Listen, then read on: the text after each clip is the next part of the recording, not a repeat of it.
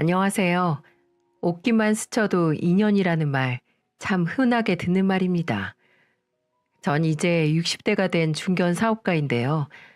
사업상 많은 사람들을 만나다 보면 사람 인연이라는 게 참 묘하다는 걸 금세 체감할 수 있습니다. 이를테면 제게 돈을 빌려가고 잠적한 아무개가 제 친구의 먼 친척인 경우도 있었고, 외국에서 잃어버린 지갑이 2년 만에 한국으로 되돌아와 찾은 경우도 있었어요. 인연의 소중함을 잘 알고 있는 제게 정말 기가 막힌 인연을 겪은 경험이 있습니다. 도저히 혼자 알고 있기에는 너무 귀한 경험이라서 이렇게 글을 드려봅니다.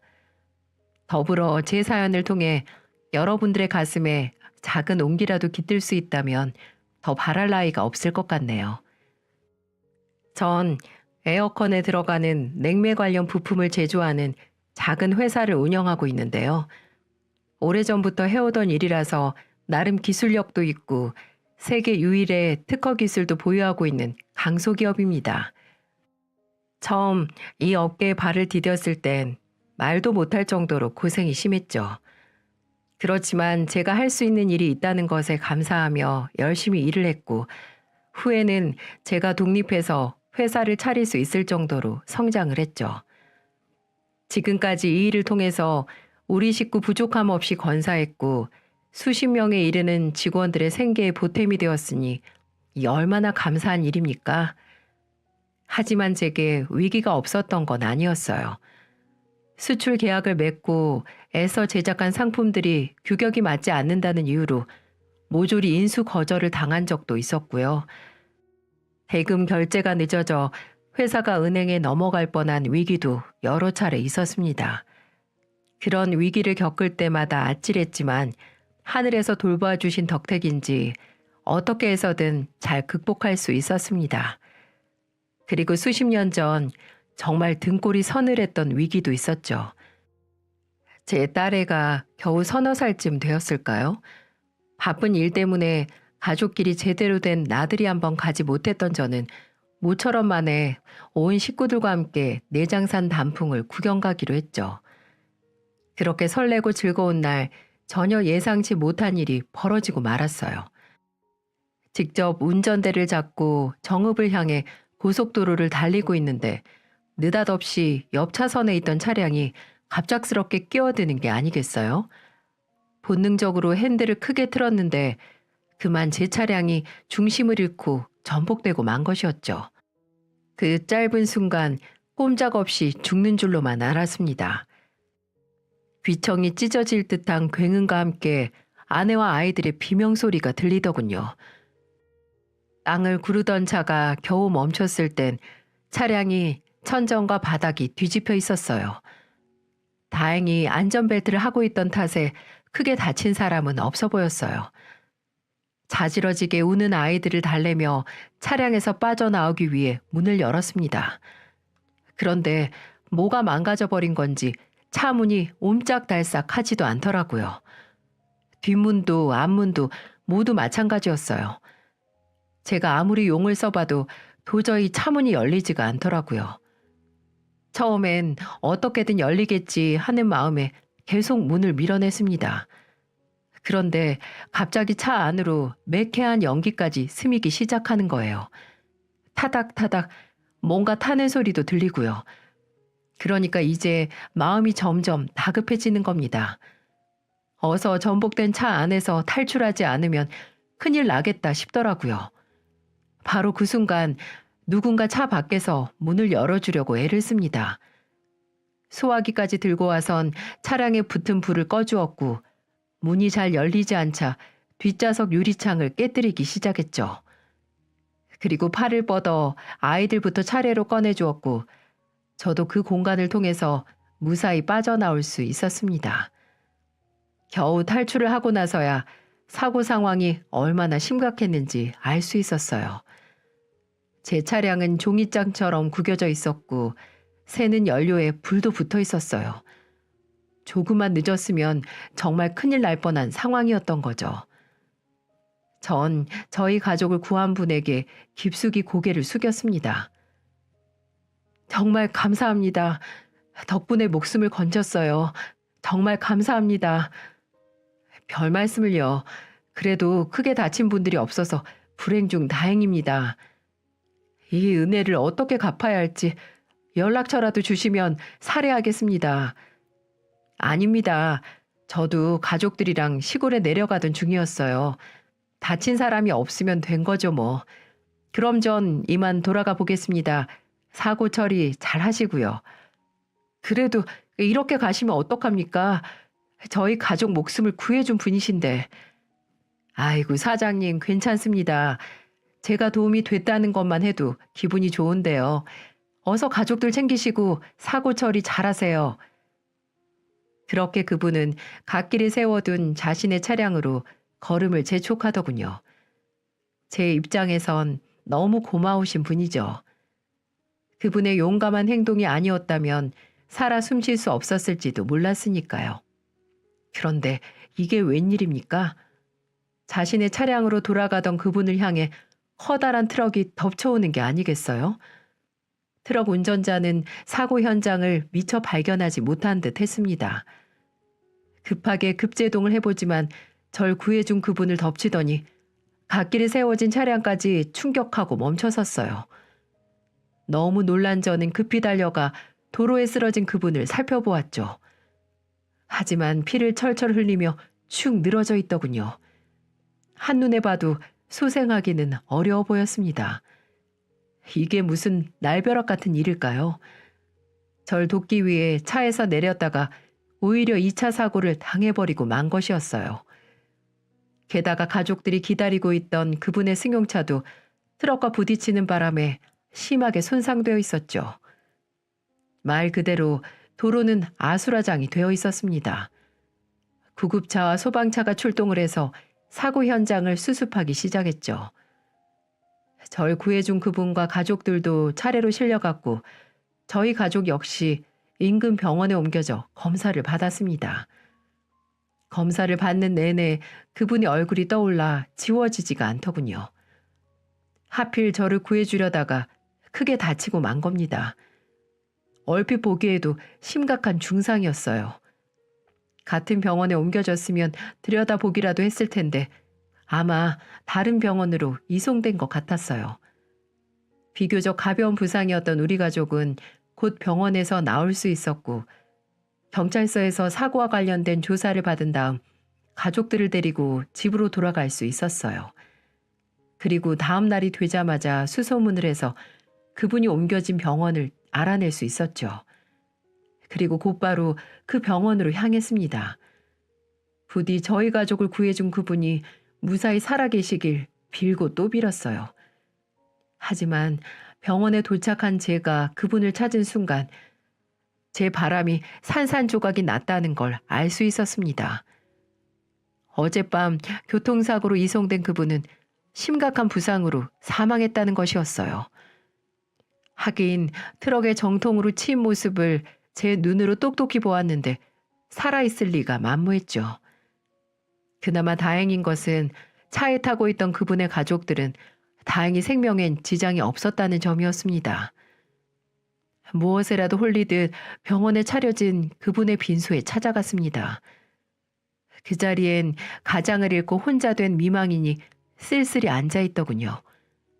영정사진 속 그분은 제게 보였던 따뜻한 미소를 그대로 품고 계셨고요. 오동수, 전 고인이 된 그분의 이름을 평생 기억하겠다 다짐했습니다. 하지만 차마 용기가 나질 않아서 빈소에 인사를 드릴 수가 없었어요. 모든 원망이 저에게 쏟아질까봐 두려웠던 것이었죠. 가지고 있는 돈을 모두 털어 조이함에 넣고는 쫓기듯 그 자리를 떴습니다.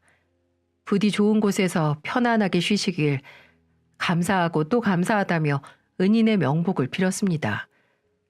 집에 돌아와서도 며칠간 그분의 생각에 잠을 이루지 못하겠더군요.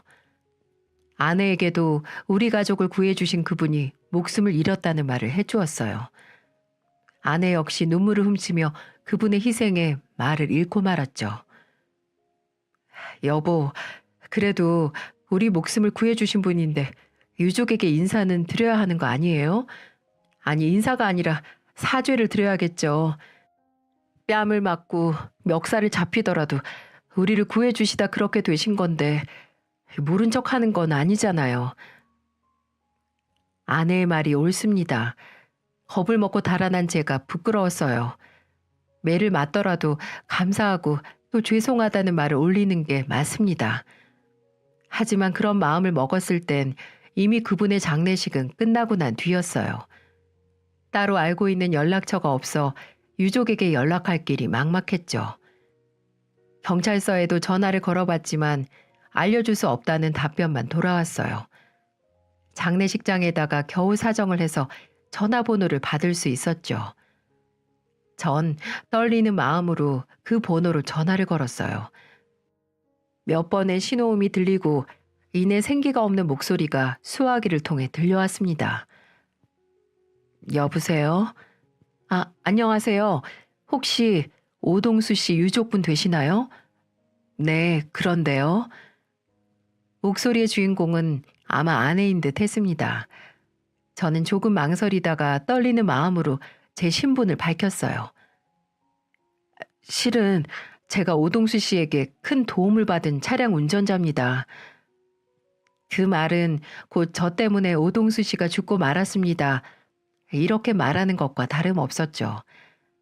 전 마른 침을 꼴깍 삼키며 그녀의 반응을 기다렸어요. 네, 그러시군요. 지난번에 빈소에 다녀가셨죠? 네? 아니, 그걸 어떻게... 이름도 적지 않은 조의금 봉투가 있더라고요. 그쪽에서 오셨다는 생각이 들더군요. 괜찮은데 오셔서 절이라도 하시지. 혼잣말처럼 흘린 그 말에 낯이 확 달아올랐습니다. 원망을 받을까봐 두려워 목숨을 구명해준 은인에게 고맙다는 인사도 건네지 못했네요. 정작 그분의 아내는 절 용서했는데도 말입니다. 너무 부끄러워서 고개를 들 수가 없었어요. 죄송합니다. 정말 면목이 없습니다. 뒤집어진 차량을 발견하고 망설임 없이 뛰쳐나가는 그 일을 말릴 새도 없었죠. 남편에게 큰일이라도 날까봐 너무 무서웠어요. 제발 무사히 돌아오라고 기도했죠. 하지만 결국 이렇게 돼버렸지만은요. 남편의 선택이었으니 그쪽을 원망할 이유가 없어요. 가족 모두가 무사하다는 말 전해 들었어요. 다행이네요. 저 사모님 괜찮으시면 한번 뵙고 싶은데 시간 좀 내주십시오. 여러 가지 드릴 말씀이 있습니다. 전 어떤 식으로든 보상을 해야 한다고 생각했어요. 한 사람도 아니고 우리 네 식구 목숨을 살린 의인입니다. 이대로 그냥 넘어가기엔 너무나 죄스러웠어요.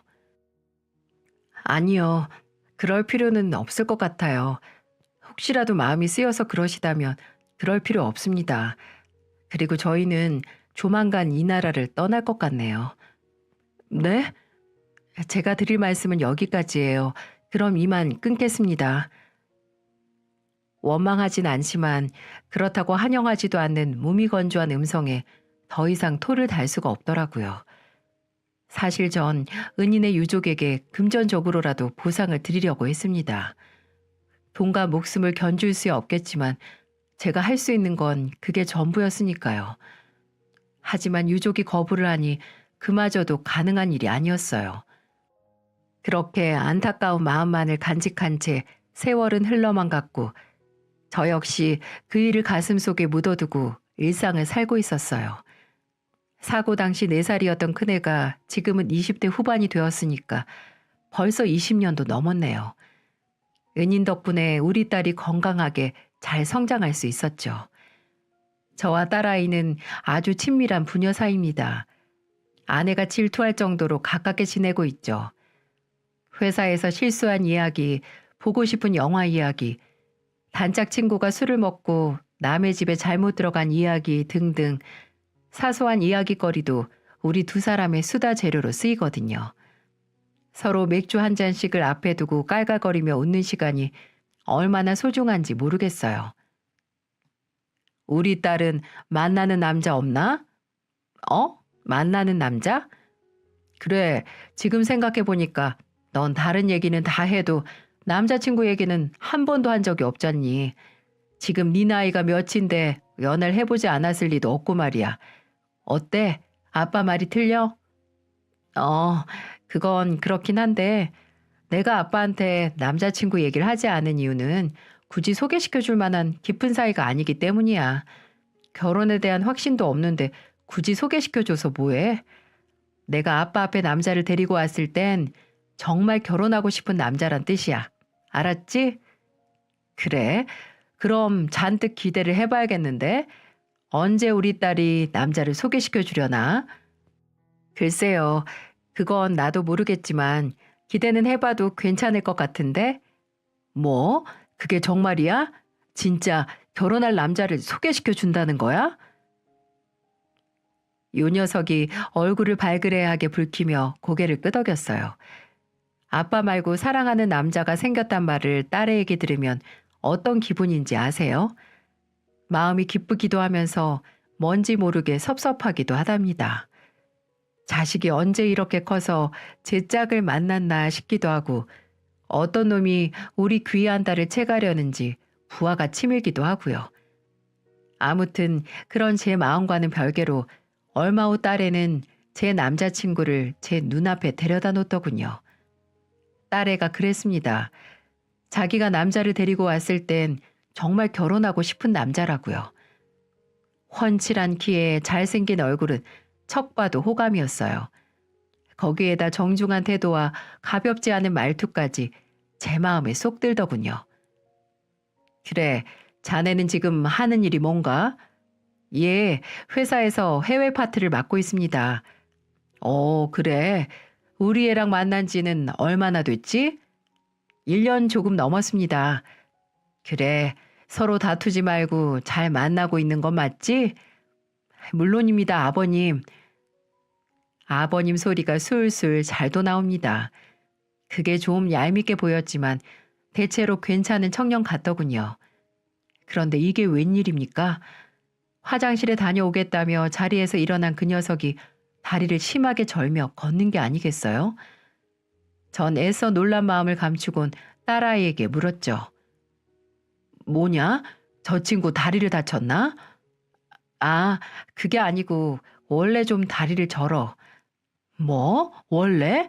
그러니까 원래 다리를 왜 저는 건데? 선천적으로 그렇대. 그러니까 아빠는 그냥 모른 척해.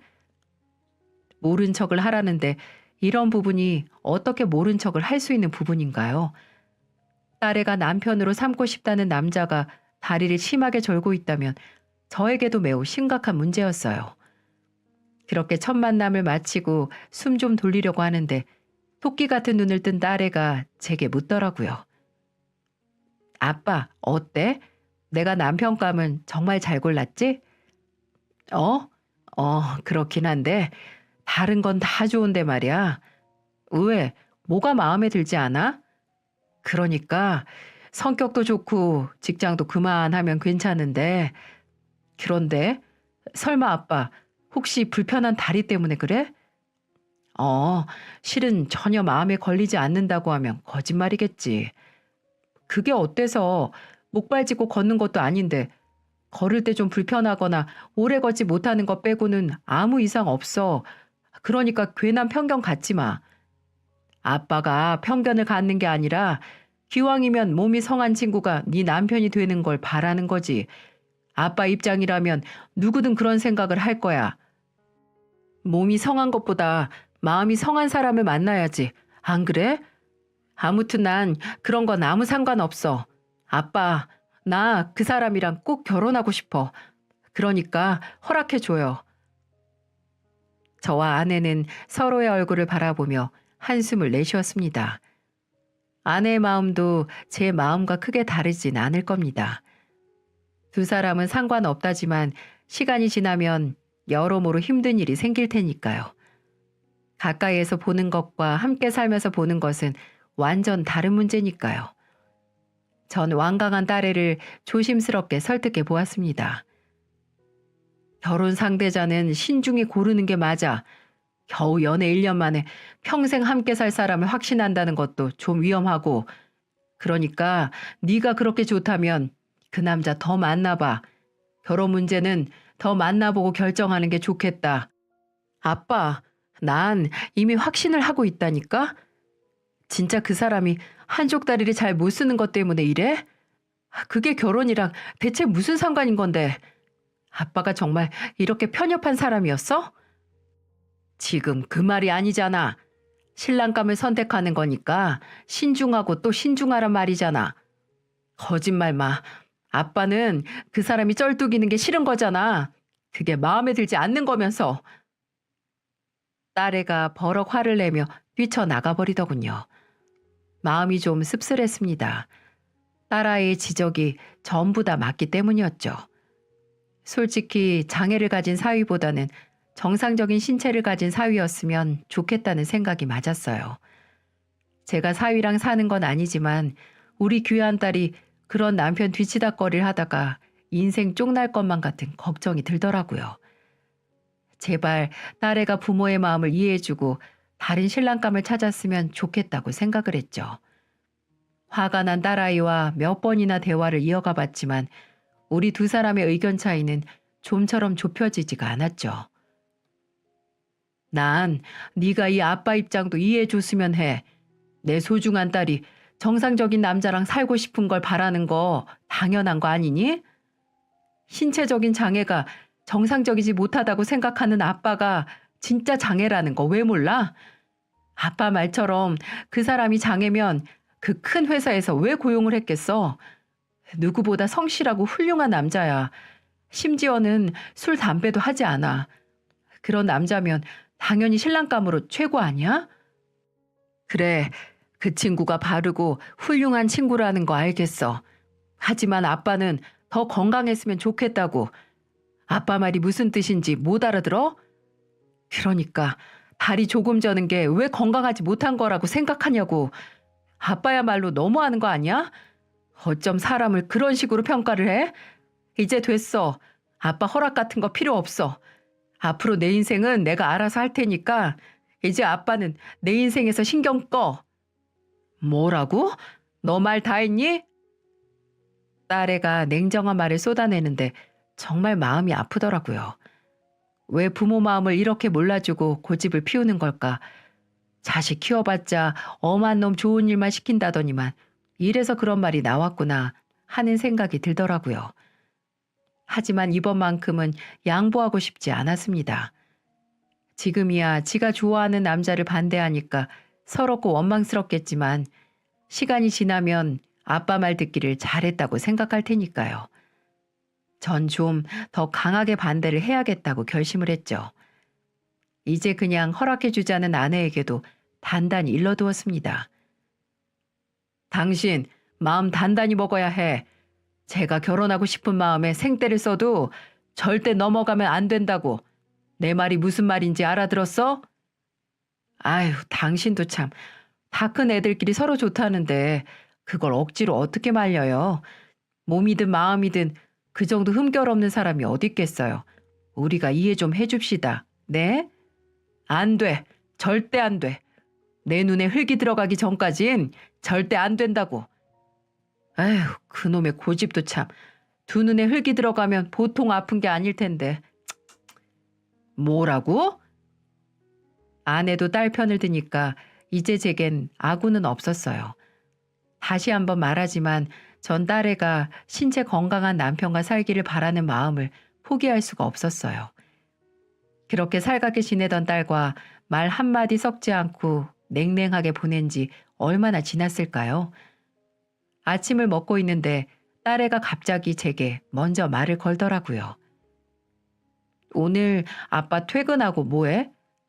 어? 나? 난 아무것도 안 하는데? 그럼 오랜만에 외식할래? 외식? 외식 좋지. 그래, 그렇게 하자.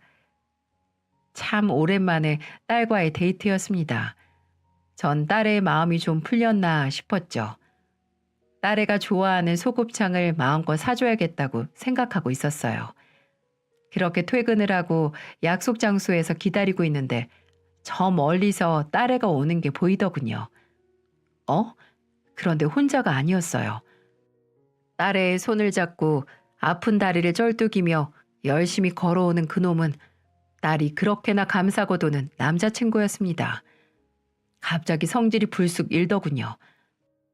딸애와의 오붓한 데이트인 줄만 알았는데 결국은 또 제 고집을 부리려고 술을 쓴 모양이었어요. 괜스레 제 얼굴이 달아오르며 화가 치밀었죠. 두 사람이 오면 혼쭐을 내줘야겠다 작심을 했어요. 그런데 그놈이 걸어오는 모습을 가만히 보고 있자니 마음이 좀 이상해지더군요. 다리를 심하게 절뚝이며 걷는 모습은 위태로워 보였습니다. 그런데도 참 부지런히 걷더군요. 딸애가 한 걸음을 옮기면 그 친구는 서너 걸음을 옮겨야만 했습니다. 그러니 속도도 맞지 않고 보폭도 맞지 않았죠. 딸애는 그런 남자친구의 속도에 맞춰 잡은 손을 놓지 않고 연신 그 친구를 살피며 걸었어요. 그놈도 마찬가지였고요. 그런 딸의 배려를 알고 있다는 듯 세상 열심히 걸음을 옮기는 일에 집중합니다. 왠지 감정이 뭉클 올라오더군요. 결국 진정한 부부라는 건 서로 부족한 부분을 메워주며 평생 의지하고 살아가는 존재겠죠. 저렇게 두 사람이 걷는 모습처럼 말입니다. 안녕하십니까, 아버님. 땀을 뻘뻘 흘리며 씩씩하게도 인사를 합니다. 저는 들키지 않게 코를 훌쩍이며 밝게 미소 지는 그놈을 물끄러미 바라보았죠. 그 맑은 눈을 보고 있자니 제가 다 부끄러워졌어요. 딸애가 그랬어요. 진짜 장애는 제가 갖고 있는 거라고요. 그 말이 맞는 것 같았습니다. 전 아무래도 장애가 있는 사람 같습니다. 딸애가 누나를 굴리며 제 눈치를 살폈어요. 사전에 얘기도 없이 남자친구를 불쑥 데리고 왔으니까 불안한 거였겠죠. 전 짐짓 모르는 척을 하며 두 사람에게 말했어요. 가자, 곱창 먹으러. 어? 아빠, 지금 뭐라고 했어? 곱창 먹으러 가자고. 내가 잘 아는 데 있어. 정말? 왜? 혹시 네 신랑 곱창 못 먹냐? 신랑? 아니, 못 먹긴. 아주 잘 먹지. 가자. 어서 가자. 결국 전 제 고집을 꺾기로 마음먹었습니다. 그리고 인정하긴 싫지만 제 딸애와 남자친구가 저보다 훨씬 더 훌륭한 사람이라는 것도 알게 되었고요. 어쩌면 자식 못 이기는 부모가 아니라 자식한테 많이 배우는 부모일지도 모르겠습니다. 아무튼 저는 두 사람의 결혼을 허락했고 상견례 날짜를 잡게 되었죠. 아내와 저는 처음으로 겪어보는 이 중요한 행사를 위해 많은 준비를 했습니다. 옷도 새로 해 입었고 치과에 가서 미뤄뒀던 스케일링까지 받았죠. 어디 그뿐이겠어요? 예비 사돈들을 만나면 무슨 말을 어떻게 해야 할지 미리 예행 연습까지 했다니까요. 뭐 남들이 들으면 유난이라고 할지도 모르겠습니다. 하지만 귀한 딸 시집 보내는데 자그마한 실수 같은 건 최대한 하고 싶지 않은 마음이었죠. 그렇게 전 아내와 상견례 장소로 향했고요. 처음으로 예비 사돈들을 만날 수 있었죠. 어색한 만남이었지만 서로 반갑게 인사를 나누고는 이런저런 대화를 시작했습니다. 사부인과 바깥사돈 두 분 모두 인상이 참 좋으시더라고요. 차분히 자신의 생각을 말씀하시는 것도 인상 깊었습니다. 예비 사위가 바르고 착한 이유가 다 있었더라고요. 사부인께서 송구한 말씀을 꺼내셨어요. 귀하디 귀한 따님을 내주셔서 감사드립니다. 며느리가 아니라 친딸처럼 잘 대하겠습니다. 별 말씀을요. 사부인이야말로 아드님을 참 올곧게 키우셨어요. 이런 사위를 제게 주셔서 정말 감사드립니다. 아니에요. 부족한 게 참 많은 아이예요. 보시다시피 몸도 성치 않고요. 그저 예쁘게 봐주셔서 고마울 따름입니다. 아니요.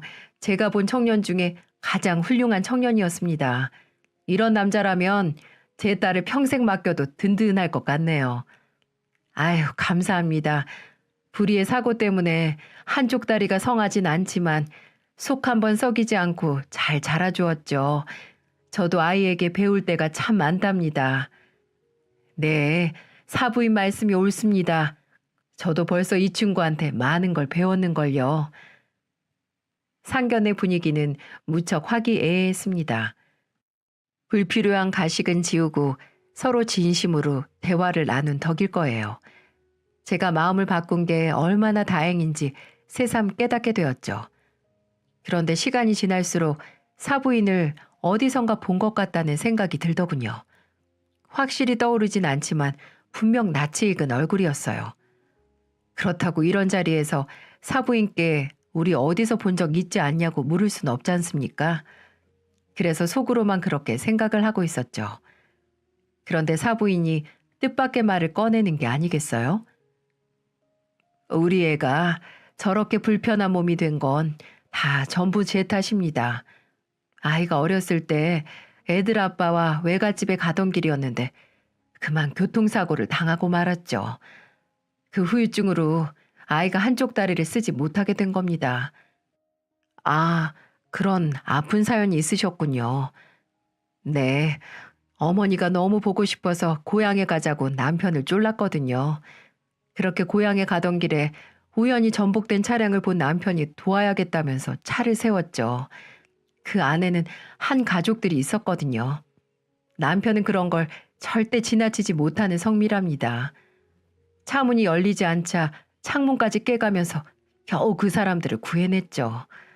그렇게 막 현장을 떠나려던 찰나에 커다란 트럭이 남편과 저희 차를 그만 덮쳐버렸죠. 전 제 귀를 의심했습니다.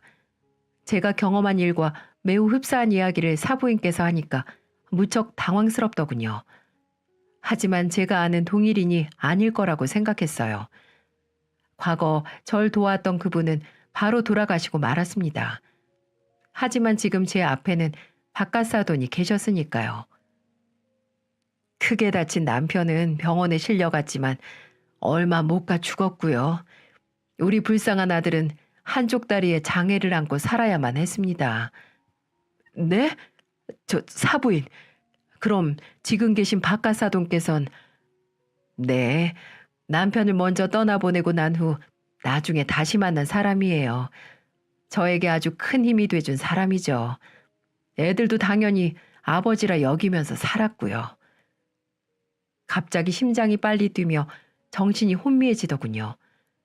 그러고 보니 낯이 익은 사부인의 얼굴이 오래전 묻어둔 인물과 점점 겹쳐 보였어요. 전 떨리는 마음으로 조심스레 물었죠. 사부인, 혹시 돌아가셨다던 그분의 성함이 오동수 씨가 맞습니까? 예? 아니 사돈께서 그 이름을 어떻게... 어머, 설마... 사부인의 눈이 커다래지며 입을 다물지 못합니다. 아내 역시 크게 놀라 뛰는 심장을 부여잡았어요. 영문을 몰랐던 애들도 이게 무슨 상황인 건지 몰라 눈을 크게 뜨더군요. 맞습니다. 제가 오동수 씨에게 목숨을 빚진 그 사람입니다. 아니 그럼 세상에 어떻게... 그러게 말입니다. 어떻게 이런 인연이 있을 수 있는지... 정말 기가 막히더군요. 저와 식구들의 목숨을 구해준 은인의 아들이 제 사위가 된 것이었어요. 세월을 돌고 돌아 다시 이런 식으로 인연이 닿을 줄 누가 알았겠습니까? 당연히 상상조차 하지 못했죠. 게다가 바깥사돈이 떡하고 계시니 그런 생각은 티끌만큼도 할 수가 없었고요. 사람 인연이라는 게 참 신기하더군요. 그런 줄도 모르고 은인의 아들을 홀대했으니 면목이 없었습니다. 하늘에 계신 그분께서 꾸중을 하는 소리가 제 귓가에 들리는 것만 같았죠. 저는 체면도 잊은 채 사부인의 손을 붙잡고 눈물을 흘리고 말았습니다. 사부인, 우리가 또 이렇게 만나게 되었네요. 평생 빚지는 마음으로 살았습니다. 하지만 도저히 갚을 길이 없어서 한처럼 생각했는데 이렇게 사돈관계로 다시 만나게 될 줄 누가 알았겠습니까? 예, 그렇군요. 정말 놀라운 인연이네요. 사부인, 이렇게라도 만났으니 제가 입이 갚겠습니다. 우리 사위 앞으로 귀하게 여기면서 잘 보살피겠습니다. 전 은인의 가족들을 다시 만난 것이 운명이라는 생각이 들더군요. 이제야 무겁게 누르던 마음의 빚을 갚을 수 있는 길이 열린 셈이었죠. 아빠, 이게 대체 무슨 얘기예요? 그러니까 이 사람 아버님이 옛날 우리 식구를 구해주신 분이라는 거예요? 그래, 그렇게 된 거다. 인연이 돌고 돌아서 다시 우리한테 되돌아온 거야. 어머 세상에. 딸과 사위도 너무 놀라서 입을 다물지 못하더라고요. 그럴 수밖에요. 세상 어디에도 이런 특별한 인연은 없을 겁니다. 그렇게 한참이나 대화를 나누고 우린 당연히 아이들의 결혼식을 결정했어요. 상견례를 마친 뒤 꼭 6개월 만에 아이들은 축복 속에서 식을 올릴 수가 있었죠. 지금 애들은 딸도 낳고 너무나 잘 살고 있고요. 서로 의지하고 격려하며 행복한 결혼 생활을 즐기고 있습니다. 형편이 녹록치 않은 사부인 댁에 예의에 어긋나지 않는 선에서 여러모로 돕고 있습니다. 물론 이것이 제 마음의 빚을 갚기 위한 이유도 있지만 한편으로는 제 의무라는 생각도 드네요. 만일 그분께서 살아 계셨다면 사부인 댁은 좀 더 윤택하고 행복하게 살았을 테니까요. 그리고 전 사부인에게 정중히 물어서 은인이 계신 곳을 알아두었습니다. 그리고 가끔 그곳에 찾아가 감사 인사를 드리곤 하죠. 그동안 잘 계셨죠? 진즉부터 감사하다는 말씀을 꼭 드리고 싶었는데 이제야 인사를 드립니다. 덕분에 저와 우리 식구 모두 잘 지낼 수 있었습니다. 거기에다 귀한 아드님이 제 사위가 되었으니 얼마나 잘된 일이에요. 친아들처럼 생각하며 잘 데리고 있겠습니다. 그러니까 걱정 마시고 편히 쉬세요. 참 오래된 일이지만 아직도 그분의 얼굴이 생생합니다. 그땐 마치 신이라도 내려온 것처럼 생각됐거든요. 어떠신가요? 정말 특별한 인연이 맞죠? 신기한 인연에 대한 제 이야기를 이제 마치려고 합니다. 무엇보다도 중요한 건 애들이 행복하게 잘 살고 있다는 것이겠죠. 전 이 소중한 인연을 죽을 때까지 잘 지켜내려고 합니다. 함께 해주셔서 감사합니다.